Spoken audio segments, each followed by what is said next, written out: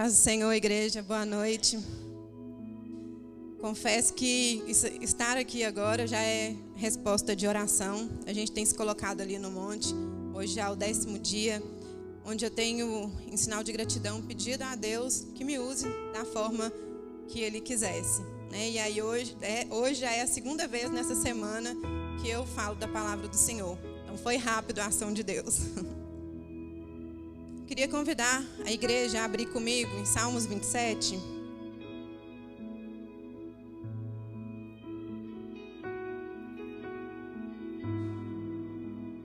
Aí nós vamos fazer a leitura desse salmo todo aqui.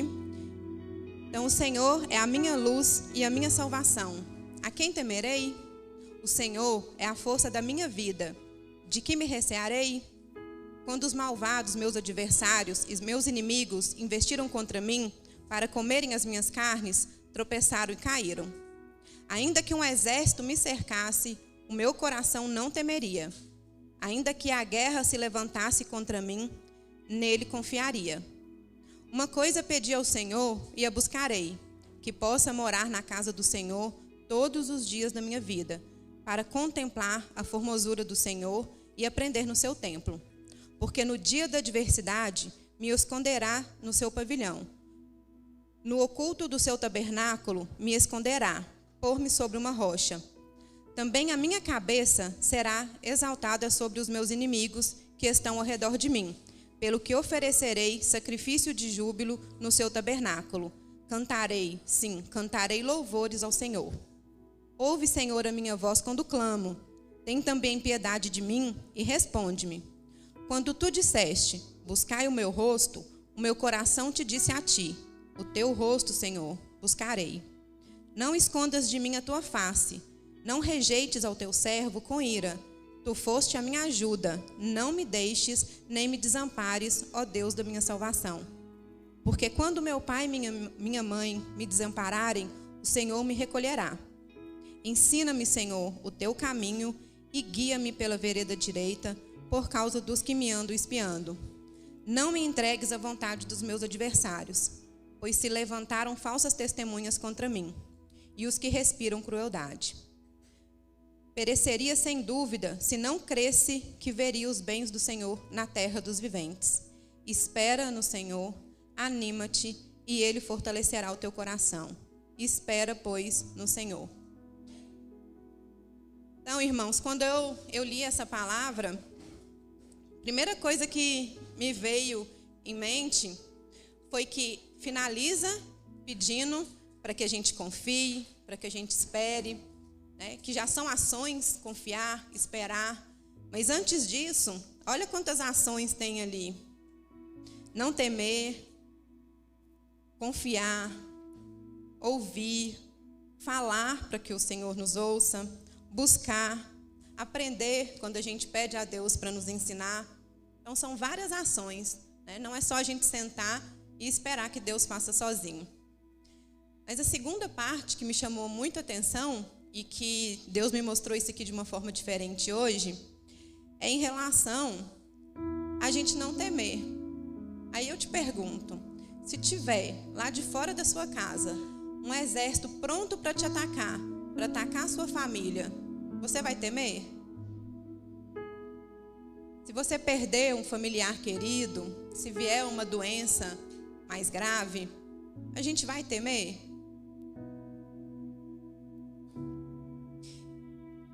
E diante do que eu passei, que eu vou trazer o testemunho para vocês, muitas vezes eu pensei que a minha fé estava se abalando. Mas é porque não tem como não temer diante de grandes adversidades. Mas Deus não falou que a gente não teria adversidades. E não te parece loucura alguém falar que não vai temer a isso? Se alguém chegar e falar, vou vender tudo que eu tenho, vou confiar no Senhor, vou colocar meu dinheiro numa coisa aqui que ninguém acha que dá certo, você faria a mesma coisa? Venderia tudo que tem, colocaria seu dinheiro sem analisar risco nenhum? Eu, pelo menos, eu tenho o hábito, né, de avaliar sempre prós e contras, né, antes de tomar decisões.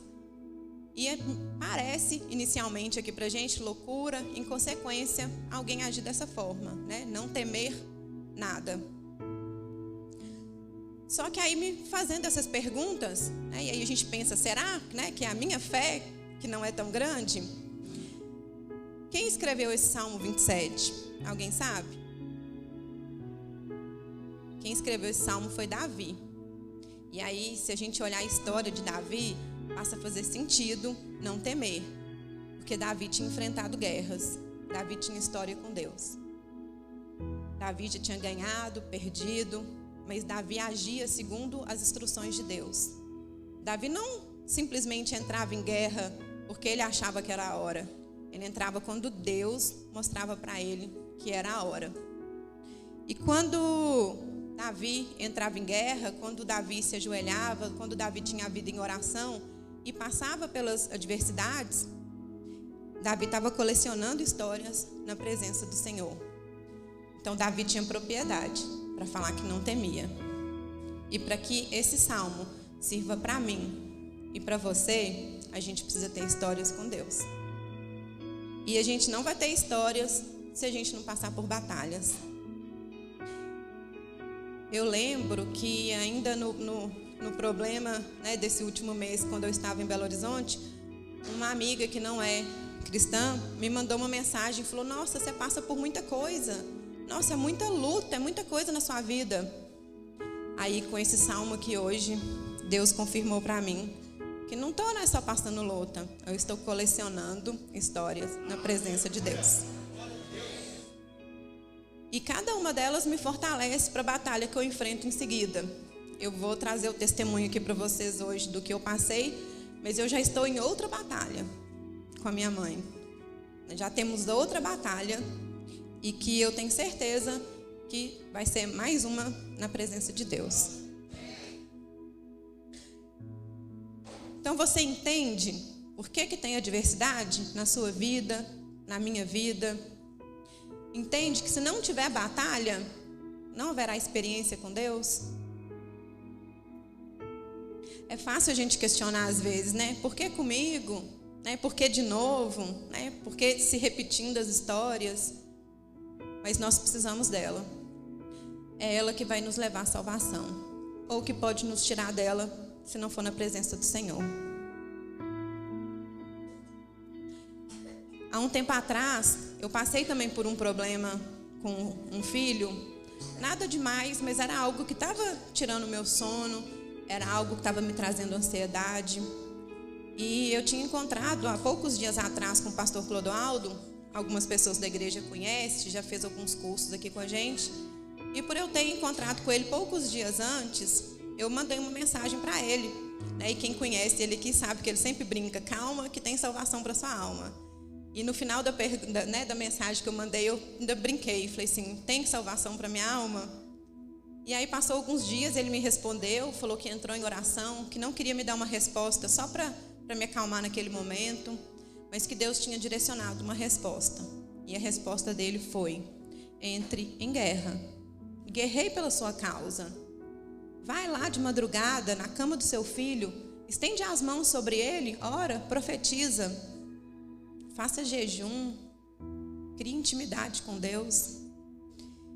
E depois dessa mensagem, essa mensagem já serviu para mim várias vezes, já serviu para outras pessoas que às vezes procuram a gente com algum problema. Eu mostrei, depois acabei perdendo essa mensagem por trocar de telefone, mas eu mostrei essa mensagem para várias pessoas. E sempre parecia que tinha sido feito para ela. Porque qualquer luta que a gente tiver, as armas são essas. As armas são a oração, é criar intimidade com Deus, é dobrar joelho. Mesmo na hora que a gente achar que não tem jeito, que não tenha, mas que não tenha com Ele, com a vontade dEle. E eu te falo hoje, entre em batalha pelos seus propósitos. Seja o que for o problema que está no seu coração, que tem te causado ansiedade, seja no seu casamento, seja saúde, seja um problema financeiro, pegue essas armas que Deus te deu. Ontem, quando a Sayonara falou aqui sobre o castelo, né, a sala dos tesouros, né, que muitas vezes as pessoas vão olhar para as joias e aquilo é que vai encher os olhos, que vai engrandecer. Isso não vai te levar à salvação. Agora, se vestir das armas de Deus, estar na presença de Deus, isso vai te fazer diferente. E quantas batalhas a gente já venceu para a gente estar aqui hoje? Quantas também foram perdidas? Mas principalmente quantas vencemos para a gente estar aqui hoje? E nesse momento eu quero te dar o meu testemunho da última batalha. E ninguém falou que mesmo que o mar se abrisse, do outro lado alguém ia descansar, né? Como eu falei, já estamos enfrentando mais uma. A maioria das pessoas da igreja deve saber da história do Lucas. Lucas tem 13 anos, é o meu filho mais velho. Sempre teve uma saúde boa, nunca teve problema nenhum. Sempre teve uma alimentação boa, faz atividade física. Nunca teve nada. A gente tinha ido para a praia e já no penúltimo dia que a gente estava lá, Lucas começou a passar mal, mas a gente achou que às vezes era alguma coisa que tinha comido, que não fez bem, ter saído da rotina, né, os horários que normalmente são muito certinhos em casa, né, já não estavam mais sendo cumpridos, e a gente achou que era alguma coisa passageira. Voltamos para casa. Lucas começou às vezes ele até queria comer, ele sentava para comer, mas empurrava o prato e saía dando vômito. Nem todas as vezes ele vomitava, mas ele saía dando vômito. Em uma semana, Lucas perdeu entre 4 e 5 quilos. Aí aquilo começou a chamar a atenção. E num domingo aqui, na hora que a gente estava saindo, ainda conversando com algumas amigas, ainda eu falei assim, agora eu estou preocupada.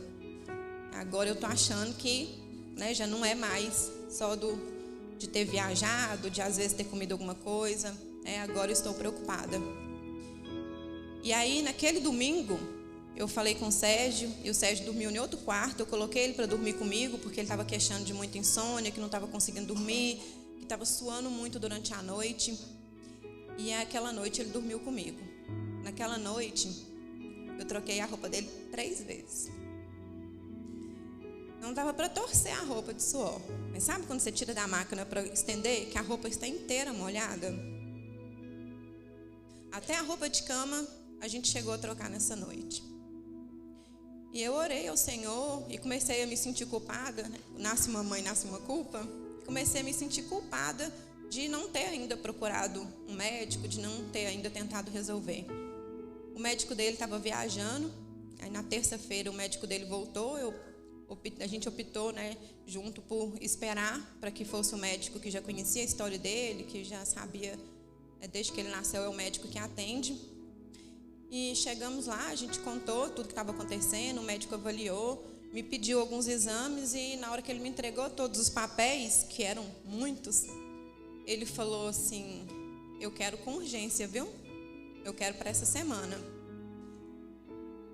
Naquele momento eu senti um tremorzinho, mas ainda não achei que pudesse ser nada muito sério. Fizemos os exames na mesma semana.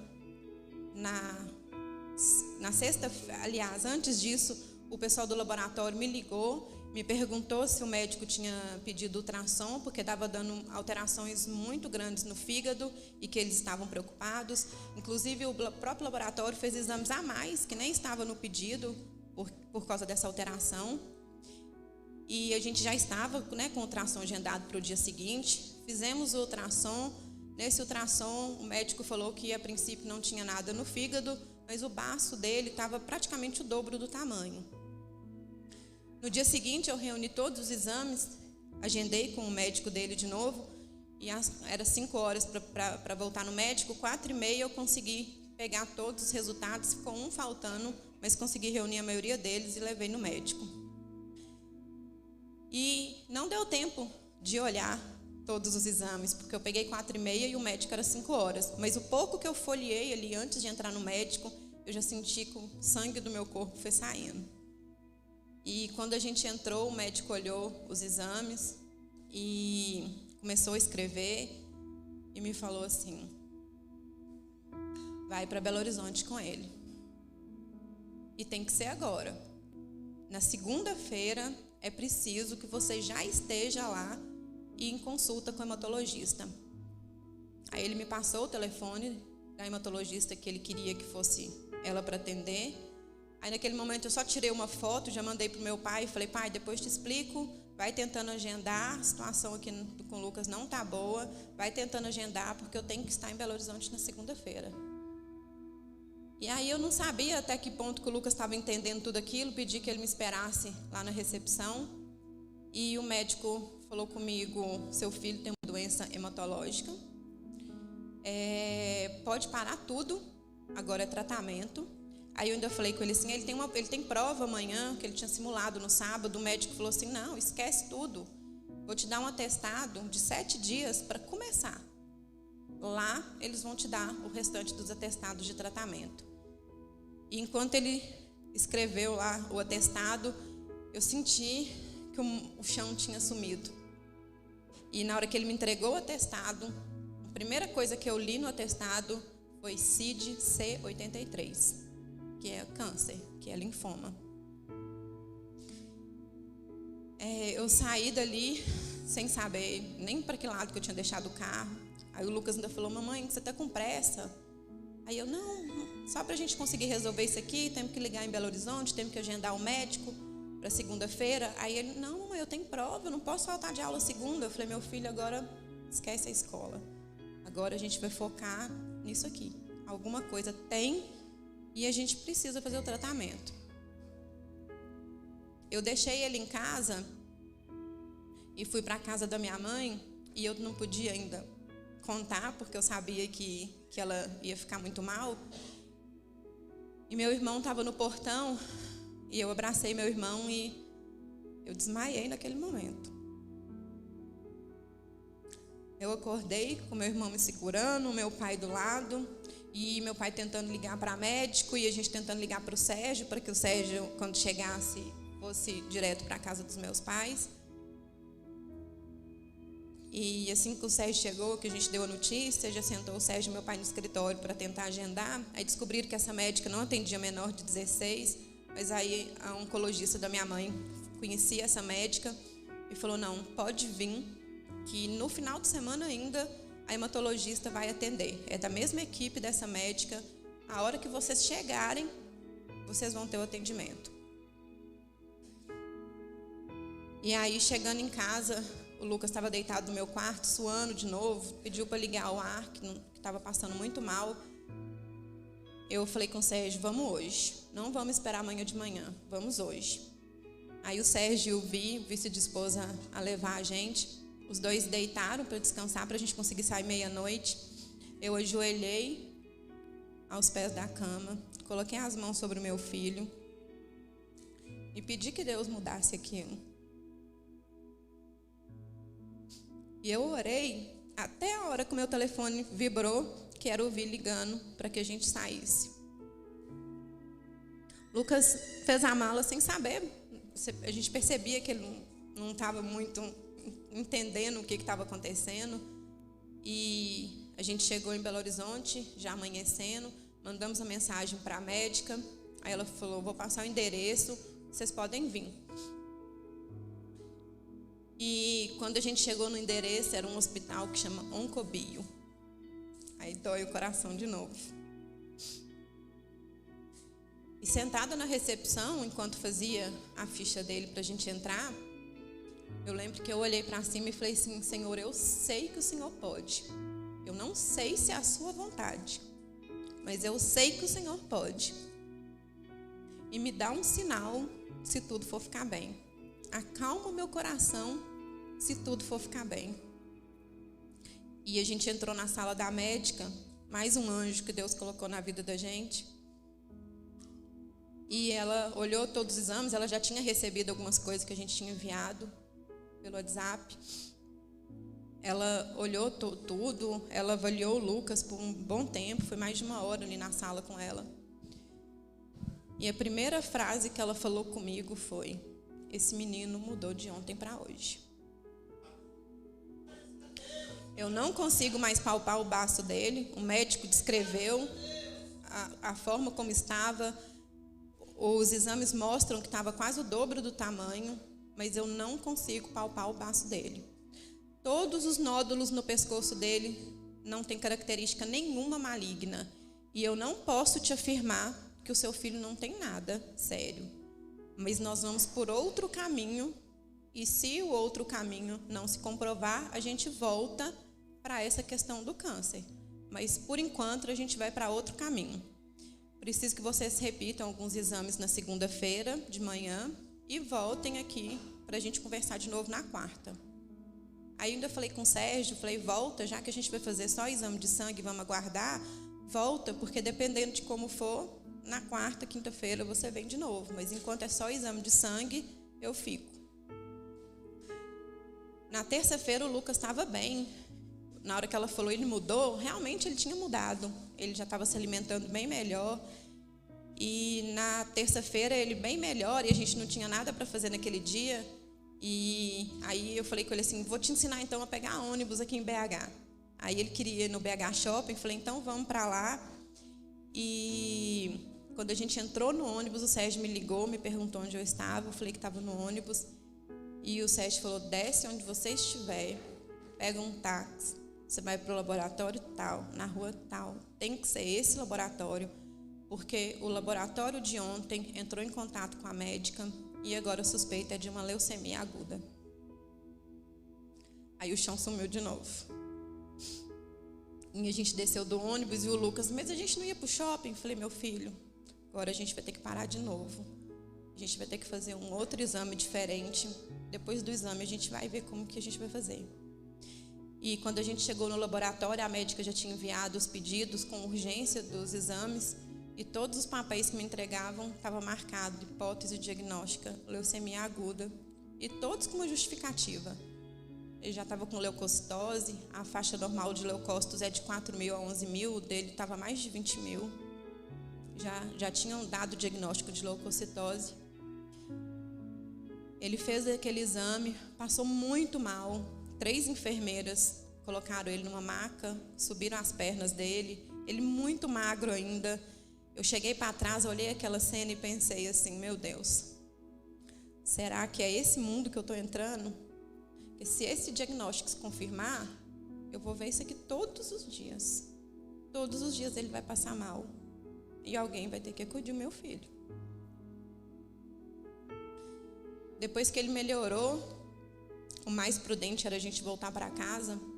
E ele me pediu que queria ir no shopping, porque ele queria comer uma coisa específica. E só veio no meu coração assim, se ele tiver com leucemia, a imunidade dele está baixa. Mas e se for a última vez?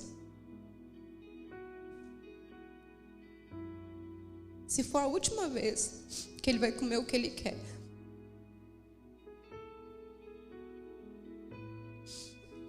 Aí eu falei com ele, meu filho, então vamos, mas fica com a máscara, não tira a máscara. Até porque tinham já diagnosticado a mononucleose, que é a síndrome de Epstein-Barr, que ela é contagiosa, mas ele já não estava mais no período de transmitir. Mas aí eu falei, fica com a máscara para não ter perigo de passar para ninguém. Mas, na verdade, eu estava preocupada com a imunidade dele. E na quarta de manhã, a gente voltou na médica. Aí ela falou, olha, não posso te liberar sem esse resultado. Eu te pedi para ir nesse laboratório, porque eu conheço a médica que faz o exame, já estou em contato com ela, e assim que esse exame chegar nas mãos dela, ela já vai me dar um resultado antes do resultado oficial no site do laboratório. E eu orei de novo ao Senhor. Deus me deu uma tranquilidade que eu não sei descrever de onde veio isso, não é de mim. E na quinta-feira, ela me ligou e falou comigo, pode ir embora para casa. Seu filho não tem nada disso. O exame saiu, não está de forma oficial ainda, mas eu já estou com o resultado da médica. Seu filho não tem nenhum linfoma, seu filho não tem leucemia.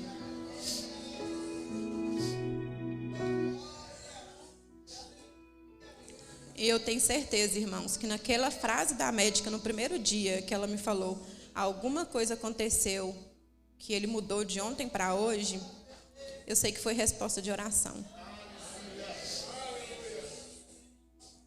Aí ela pediu que a gente, quinta-feira agora, repetisse os exames, aliás, na quarta, e pegamos o resultado na quinta. Mas a gente já tinha tanta certeza da vitória, a gente já tinha tomado posse disso, que a gente já estava em campanha de agradecimento, em oração no monte, quando esses resultados saíram. E até o pessoal do laboratório tinha ficado muito preocupado. E antes de eu ir lá buscar esses resultados, o pessoal do laboratório me mandou, até compartilhei com as irmãs no grupo, me mandou uma mensagem: os resultados do Lucas ficaram prontos, tudo normal. Todas as enzimas, tudo que estava alterado, e não era pouca coisa, tudo voltou ao normal. Aí eu levei ele de novo no médico que tinha encaminhado a gente, que não oficialmente, mas encontrando com ele fora do consultório, a gente já estava mantendo informado, e ele estava muito preocupado. E ele falou: as duas coisas que o Lucas teve são de fácil detecção. A gente consegue identificar isso aqui simples no exame clínico.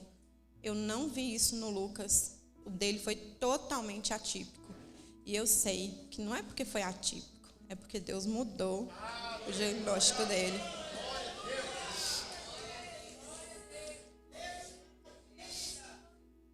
Então, irmãos, louve a Deus, mesmo diante da enfermidade, mesmo diante um CID colocado ali, que eu já tinha pegado aquilo como, já um diagnóstico certo, porque já era um CID, estava escrito daquela forma ali. E busque de novo, e quantas vezes for preciso buscar. Porque se a gente não desistir de Deus, Deus também não vai desistir da gente. E eu preciso agradecer a Ele todos os dias. E por isso que no monte eu tenho me colocado à disposição dEle. Porque me constrange a forma como Deus agiu várias outras vezes na minha vida. E como Ele agiu dessa vez também. Todos os louvores cantados aqui hoje mexeram muito comigo. Porque tem muito a ver com isso aqui.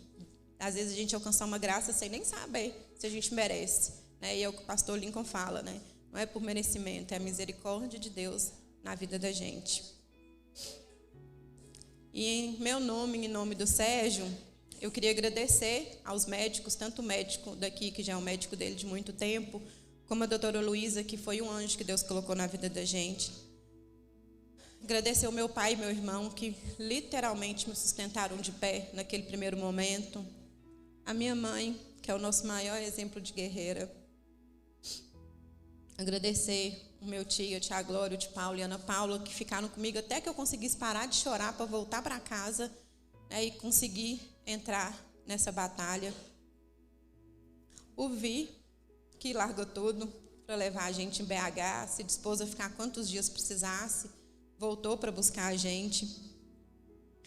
Uma amiga que a gente tem em BH, a Valdete, que já nos auxiliou tantas vezes, dessa vez até ir nas consultas e no laboratório, porque ela falou: você não vai sozinha, você não vai passar por isso sozinha.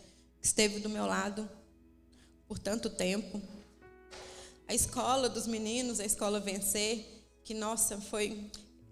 eu até falei com a Leonor que a Thaisa me mandou um áudio um dia, ela falou assim, porque o Lucas é muito preocupado com a escola, e ela me mandou um áudio assim: Cleane, esquece a escola. Eu não quero que a escola seja mais um peso para vocês nesse momento. Esquece.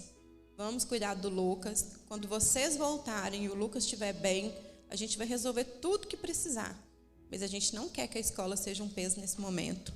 E isso aliviou muito o coração do meu filho, eu tenho certeza disso.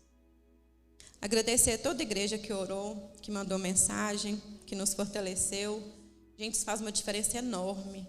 E serve para mim aprender a fazer mais isso. Que às vezes a gente não quer incomodar, a gente acha que, às vezes a pessoa não vai poder atender naquele momento, mas só da gente ver ali o número da pessoa que ligou, uma mensagem, ou mesmo uma oração que chega na gente, quem já passou por algum problema sabe disso, as orações chegam na gente, isso faz diferença e serviu como aprendizado, eu e o Lucas, a gente estava falando isso, serviu de aprendizado para a gente, de como que isso é importante, que a gente precisa fazer isso mais vezes. Aí o Lucas quer fazer um agradecimento antes de eu terminar aqui.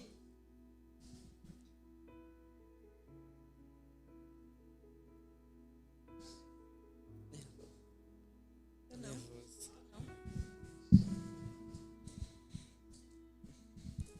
Eu gostaria de aproveitar a oportunidade para agradecer a toda a igreja, dizer que foi muito importante as mensagens de carinho, de apoio que eu recebi. Agradecer também a visita dos jovens, quando eu voltei, foi muito especial para mim, para minha família. E eu sou eternamente grato a todos vocês e a Deus pelo milagre que Ele fez em mim. Porque dele, por Ele e para Ele são todas as coisas. Glória, pois a Ele eternamente. Amém.